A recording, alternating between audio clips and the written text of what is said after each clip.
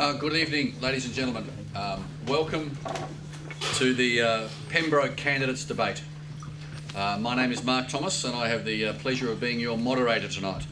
I am the stand-in, and I would use the word mere stand-in for Dr. Richard Herr, who was to be your moderator tonight, but he was a late withdrawal today because of the generic dog's disease rather, I think, than the swine flu, which is affecting all parts of the state. So welcome to you all tonight. Thank you for being here for the candidates debate. In the interest of openness, I should give you some background on myself in terms of me being a moderator here tonight. I work for a national media and communications company called CPR. We have an office here in sunny Hobart and offices in all states and territories of Australia. I began my life in the media some 25 years ago with the Examiner newspaper in Launceston. I worked on both Tas TV and Win Television as a on-air and as a sports reporter, and I was later their news producer and director on the weekends. After 1998, the election, I went to work for Jim Bacon's government, where I worked for such luminaries as Dr. Peter Patmore, who's on our panel tonight, as is Louise Sullivan, and Michelle Higgins, who's the Green Councillor for Kingborough. So I could ask you all to welcome our panel here tonight as well.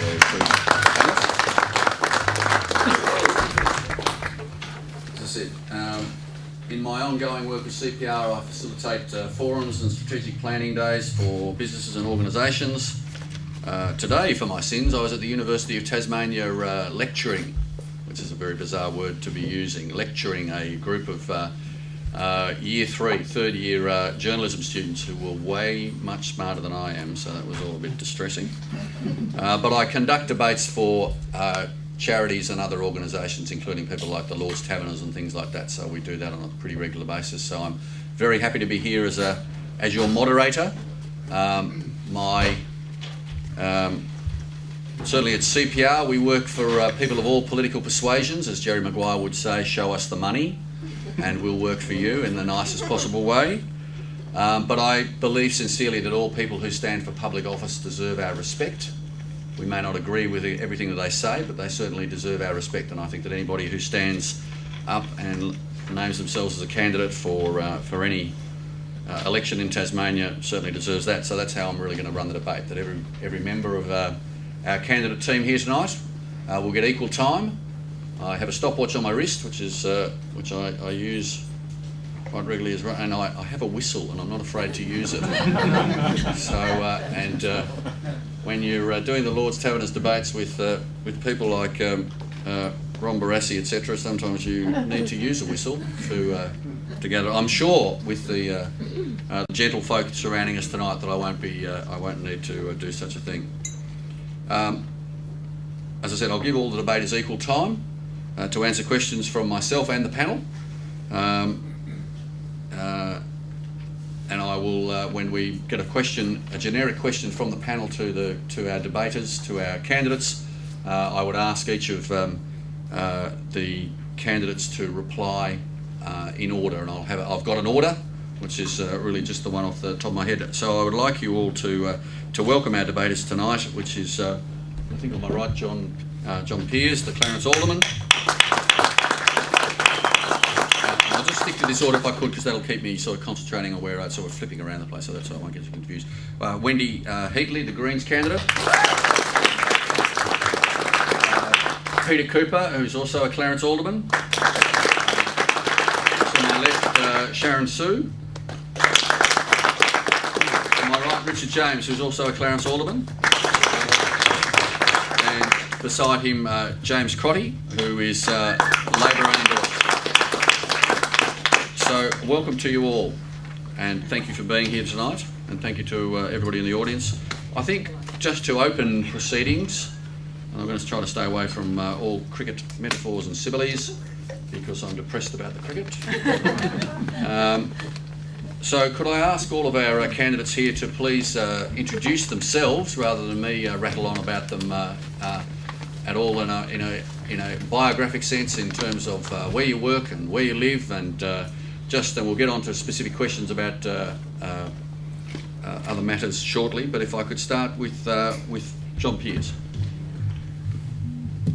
Thank you, Mark. My name's John Pearce. I've been a Clarence Alderman for 20 years. In my real life, I'm a contractor for Tasmania, so like many others in the state, I could possibly lose my job in a couple of months' time. I don't know if you really want to know a lot about me. I have a son who's much brighter than I am. He's got 2 degrees. He's got honours in one of those, and he works for the Australian federal government, so I'm very proud of that. Other than that, I don't know how much more you want me to go into. I could keep you here for hours, but I think that's just what you want. That's fine, John. Thank you very much. Wendy, please introduce yourself. I'm Wendy Heatley. I was raised in Pembroke. I went to Howrah Primary School, then I went to Clarence High School and Rosny College. I'm a passionate Tasmanian, and I'm very passionate about our local environment and our community. I live 5 minutes over the bridge in Glebe, where I've done a lot of work in heritage restoration, and I have set up the Philip Smith Centre as a community facility. I'm a director in the tax office in a national role, and I've had a broad range of roles in government, including as Manager Advice and Community Education at Legal Aid. Thank you. Thank you, Wendy. Thank you, Mark, and good evening all. And thanks for all coming out tonight to fire your questions at us. I'm married. I have 4 daughters. I have 2 in the workforce, 1 at the Royal Hobart Hospital as a sister. I have 1 who works in the Immigration Department, 1 at university, and 1 at college, year 11. I've lived on the Eastern Shore for 30 years. I've been in business in the Eastern Shore for 30 years. I now operate my own taxi on the Eastern Shore in Clarence and more so in Pembroke. Being a taxi driver, as someone here else will tell you, you get to know the people, you get right beside them. Absolutely. And they tell you everything that's going on, and they want to know. Being an alderman, I had 7 years, nearly 8 years on Clarence City Council from 86 to 93. I came back onto the council because I was concerned with what was happening to our city. I like development, I don't like overdevelopment. I do think that people do own a view. I like privacy. I don't like people being built out. I like people to live a good life in Clarence. Being an alderman gives me also access to people, and being an alderman, you can get to us. Our phone numbers are advertised every 3 months in the newsletter.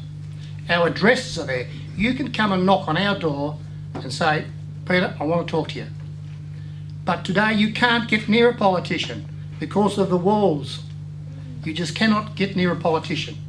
If elected, you'll be able to get your hands on me, I can assure you that. That is one promise I can make.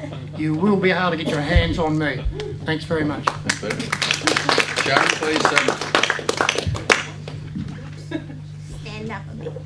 Thank you, everyone, for coming. My name is Sharon Su. I was born in Malaysia in 1958. The same year as Michael Jackson. So I'm 50 years old, and I want you to listen very carefully. I do not have any living relatives in Tasmania. Yeah, I don't have any of my relatives living in Tasmania, apart from Bill Harvey, my partner. So I can't practice nepotism.